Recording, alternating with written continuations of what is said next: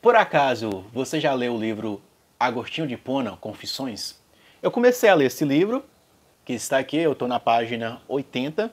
Eu fiz uma vasculhada nele aqui rápida para eu fazer essa resenha aqui para você, essa resenha mais filosófica, e trazer alguns pontos principais aqui do livro para ajudar você que talvez já leu esse livro ou talvez pensa em ler esse livro. Mas antes de aprofundar mais no assunto, deixa eu me apresentar aqui. Olá, seja bem-vindo ao canal Aprendiz de Filósofo. Eu sou o Josinácio, tudo bem com você? Espero que você esteja bem. Eu não vou me aprofundar na história de Agostinho de Hipona, porque eu já tenho um vídeo aqui já abordando a vida dele de forma mais detalhada e suas principais obras. Vou deixar ele aqui em cima para você.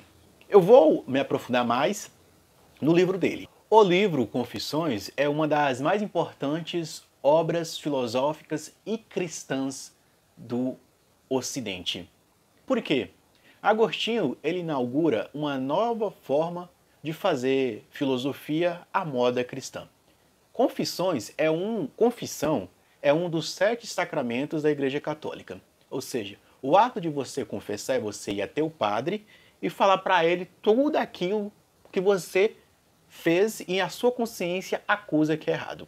Agostinho escreve um livro neste modelo cristão. Ele aborda de forma confessando e seria quase um modelo de testemunho da própria vida, da saída da lama ou da crise existencial dele, até chegar na contemplação de uma mística ou da verdade que ele tanto buscava. Eu estou fazendo uma linha de leituras, eu li foi Meditações de Marco Aurélio e depois li A Brevidade da Vida. Agostinho ele está dentro dessa linha aí, até um pouco dos estoicos. Por quê? Agostinho ele descreve a vida dele, ele descreve a miséria que a vida dele foi, as pessoas que ajudaram, as pessoas que choraram por ele e o caminho que ele trilhou. Os estoicos escrevem como eles aplicam uma filosofia para se tornar virtuoso. Agostinho ele mostra toda a trajetória da miséria da vida dele, só assim para mostrar a aplicação do método cristão de confissão e também a aplicação da mística cristã ou da filosofia cristã. Em si, o livro ele tem um pouco de filosofia, mas também tem um pouco de cristianismo e tem um testemunho em si. Ou seja, é uma obra que fala...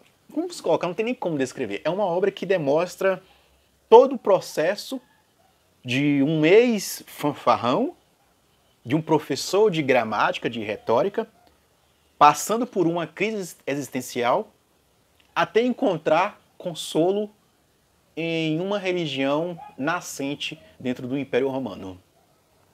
Agostinho de Hipona, para ser breve, ele foi um bispo, filósofo, retórico e um místico do cristianismo. Mas antes dele ser isso, ele passou toda uma vida ou uma jornada até chegar no cristianismo. Ele tem a sua mãe Mônica, que ele nasceu num berço cristão. Desde a infância, ele era educado na doutrina cristã. Mas ele sempre dizia que ele tinha uma certa rebeldia em si, desde o nascimento. Então, ao longo do livro, ele faz todo um exame da sua vida. Ele escreve Confissões depois da sua conversão. Ou seja, ele volta a relembrar toda a sua história até chegar na sua conversão definitiva ao cristianismo. E aqui eu separei algumas coisas para você entender um pouco. Para deixar um pouco mais didático, Agostinho ele era uma pessoa que fazia muitas reflexões sobre os Salmos. Eu achei a leitura um pouco fácil porque eu já tenho contato com a Bíblia e com os Salmos. Então eu achei mais fluida a leitura para mim. Não sei se vai ser para você. Mas logo no começo do livro, esse livro dele foi escrito no século IV. Agostinho, no livro dele, ele aborda sobre uma certa crise espiritual, ou noites escuras da alma, em muitas linhas espirituais que vai dizer. No começo do livro, você pode encontrar uma invocação que Agostinho faz a Deus. Ele trata Deus de tu, ti, Senhor, força onipotente, onipresente. Ele dá características a Deus as quais transcende o próprio Deus.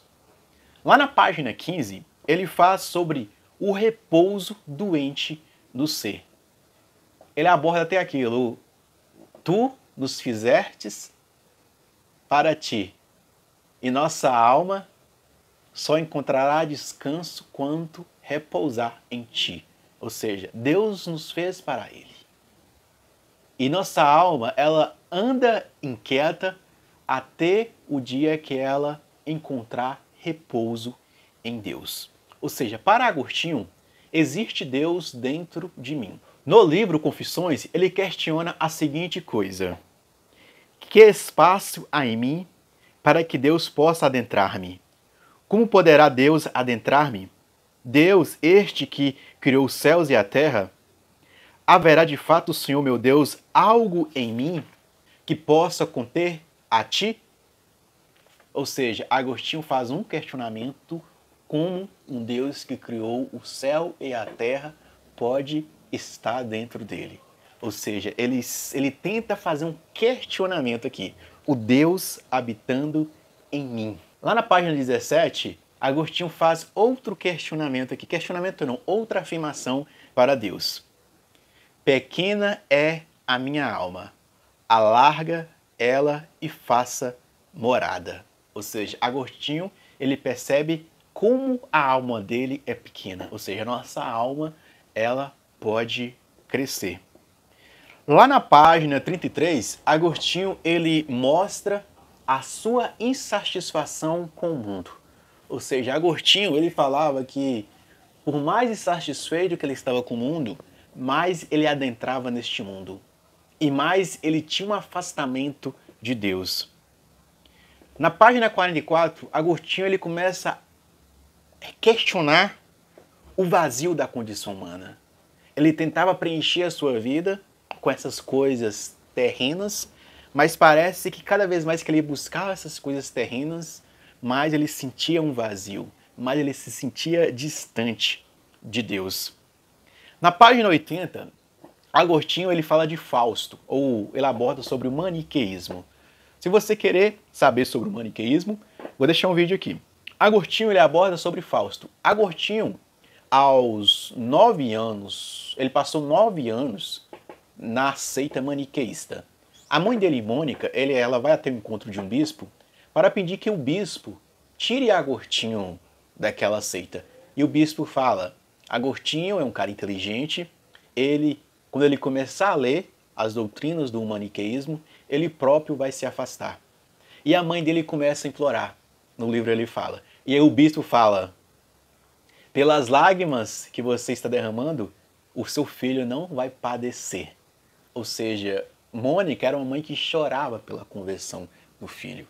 Ela rezava pela conversão de Agostinho.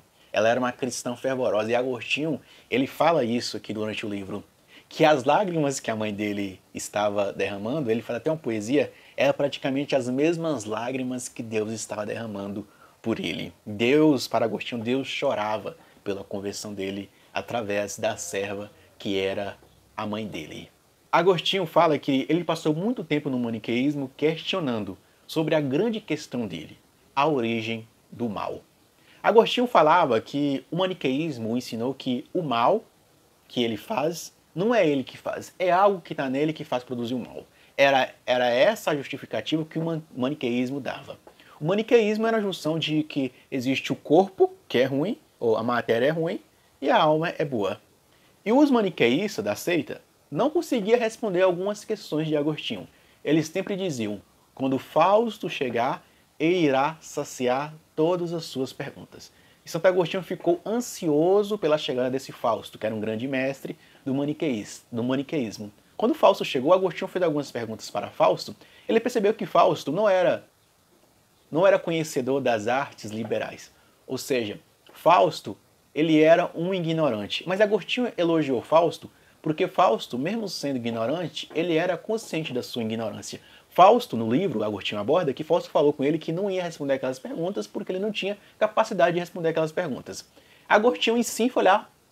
Agostinho fala que ele foi lá, se satisfez com Fausto ao longo de muito tempo porque ele não encontrou alguém maior para conversar com ele. Então, Fausto, através das poesias, através daquilo que Fausto já sabia, ele foi dialogando com Fausto.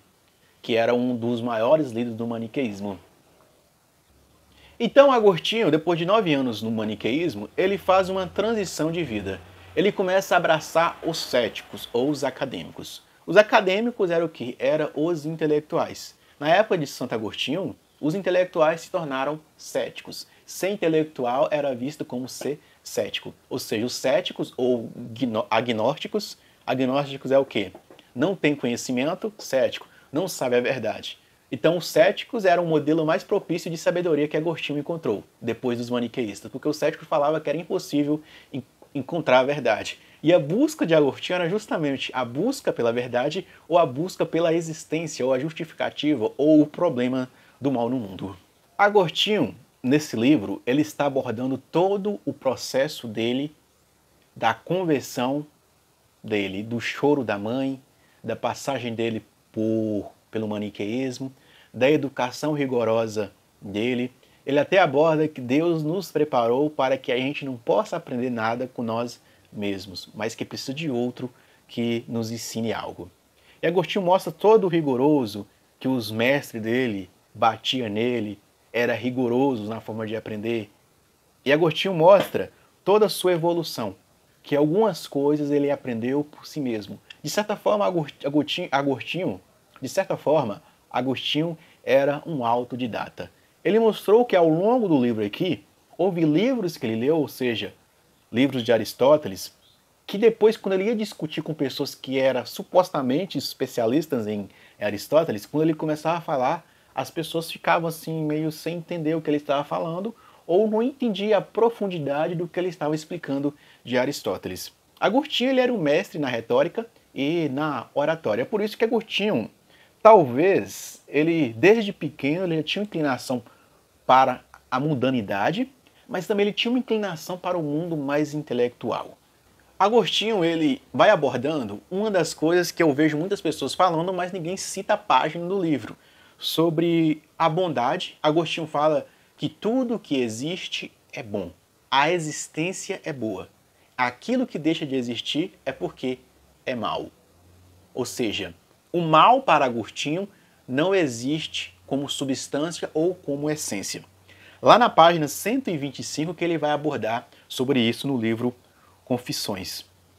Na página 129, ele mostra um vislumbre que ele teve do imutável. Ou seja, Agostinho, na sua sede pela verdade, ele tem uma experiência mística. E ele fala que pelo fato dele ser um pecador, ele não pode ter essa experiência constante do imutável. Mas só a pequena experiência que ele teve, ele pôde vislumbrar a eternidade. Seria como o peixe. O peixe está no mar, dá um salto, vê a luz, depois mergulha novamente. Agostinho ele mostra lá na página 129 esse processo que ele teve de talvez uma experiência mística. Espero que este conteúdo ajudou você a compreender melhor sobre esse santo e filósofo cristão. E não se esqueça de se inscrever no canal, dar o seu like e comentar o que achou. E bons estudos de filosofia para você. Fui!